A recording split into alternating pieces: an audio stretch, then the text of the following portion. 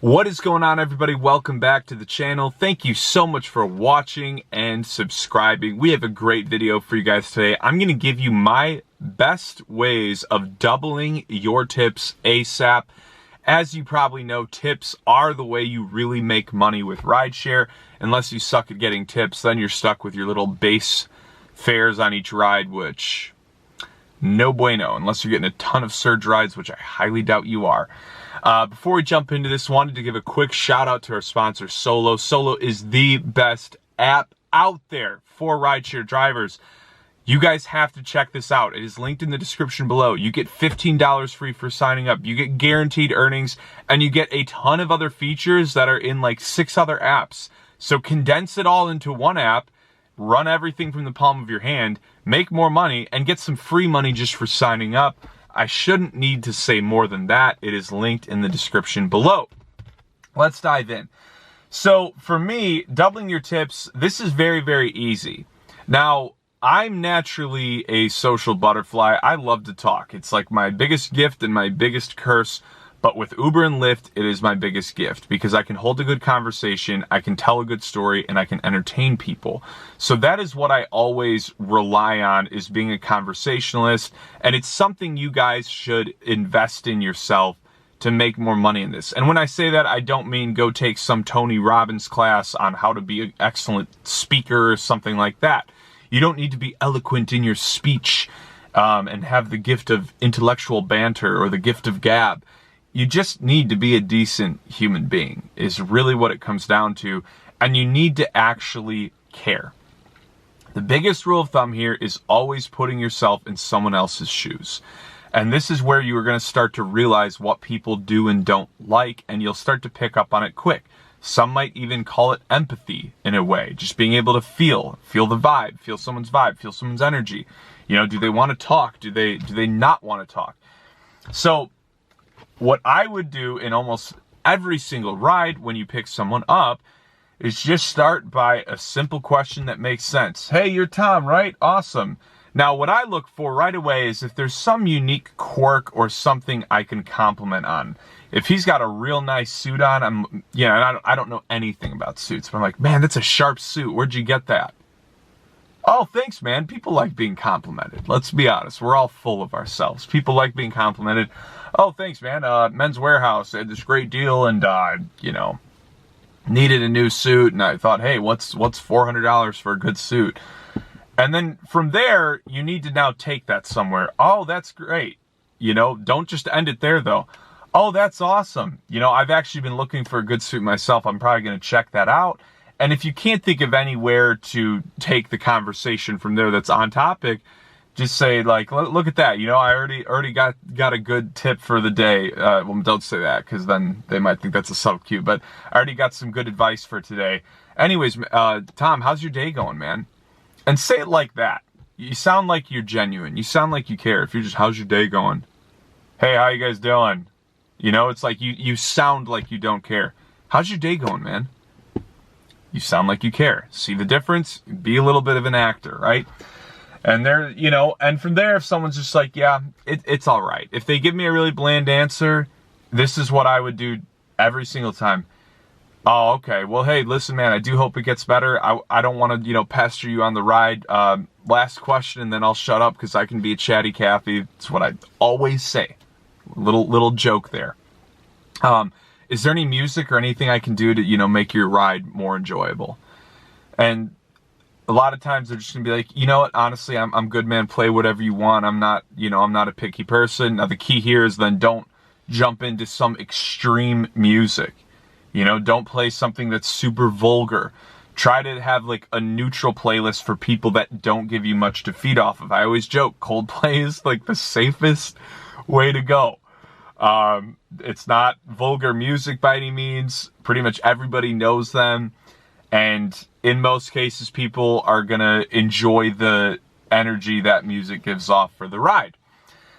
So if it just is dying from there, then ask them if you can make the ride more pleasant, if you can, if they'd like to pick their own music, or you can, put on a Spotify radio station of that artist or Pandora or whatever you use. But if not, just put on your generic playlist and let it be. And you should all invest into building a generic playlist that you feel like can hit most crowds. On that note of music, what I've always done is I've always made playlists based on the decade. So I've got 2010s, 2020s, 2000s, 90s, 80s, 70s, 60s even. You know I got that Conway Twitty on there. So a lot of times what I'll do too is when I see them walking to the car, if I have enough time, I'm going to try to quick switch to that playlist. So that I think they'll like based on their age range. Now you're going to get this wrong sometimes, but man, if they get in and they're like, oh my God, is this Conway Twitty? This brings me back to my 20s. You're like, oh, is this some like 90-year-old passenger? Is this the Beatles? Like da-da-da-da, whatever it is, you're already off on a good note, right? So if I have enough time, I pull up, I'm looking for them, I immediately switch over to the Spotify app, I go to my playlist, and I'm ready to click one as soon as I think I see them. Then I see them, they look like they're about 30. Cool, I'm gonna hit them with that early 2000s playlist, or the 90s. Gonna kill them with some Red Hot Chili Peppers. Very good chance that you're gonna hit it dead on the money, and they're gonna really like your music, and good music is a great way to get more tips. So then back to the conversation side of things, once we're off the music side of things. The key here is don't talk about yourself.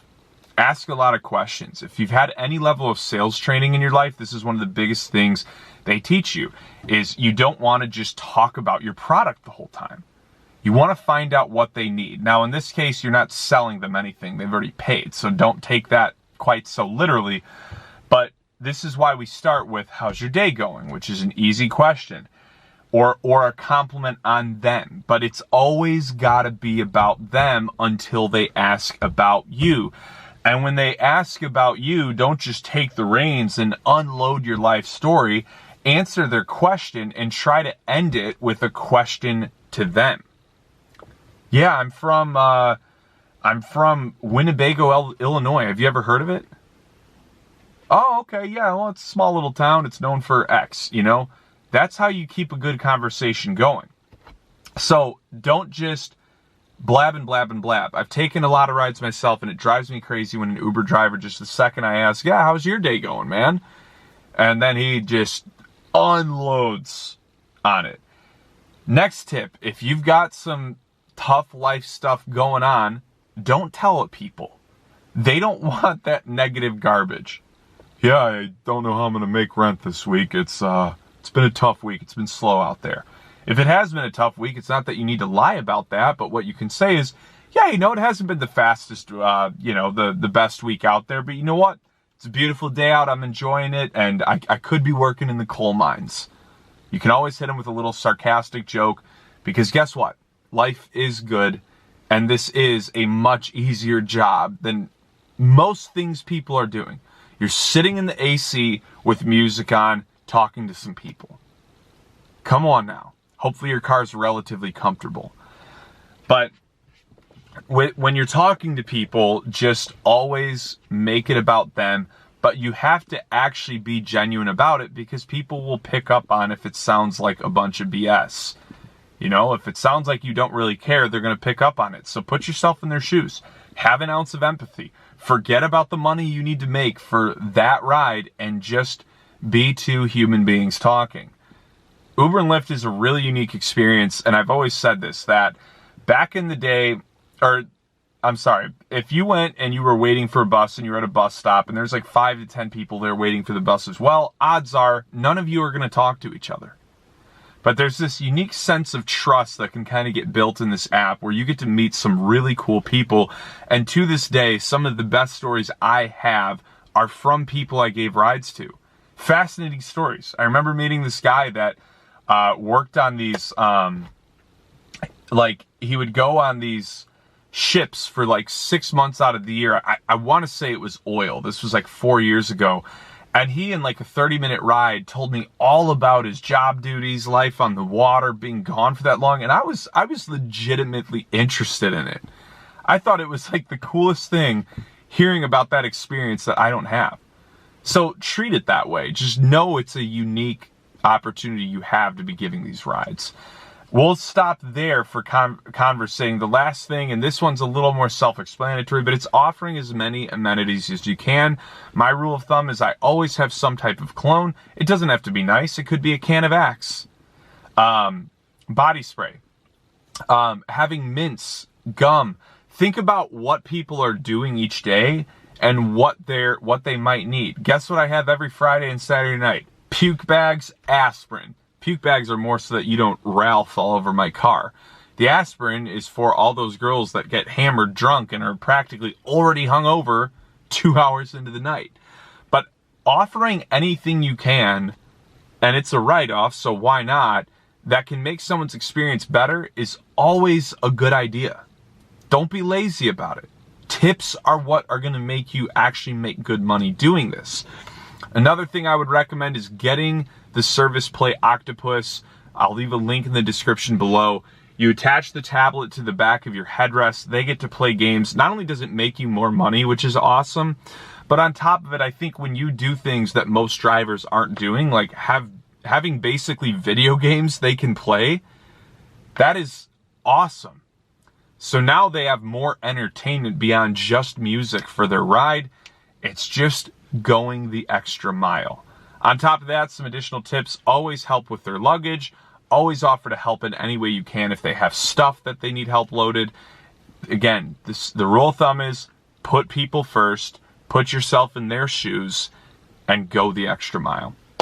So anyways, thank you guys for watching this. Please like, share, comment, subscribe. Check out Solo, linked in the description below. Get that free 15 bucks just for signing up. I hope you guys crush it out there this week, and I will talk to you guys soon.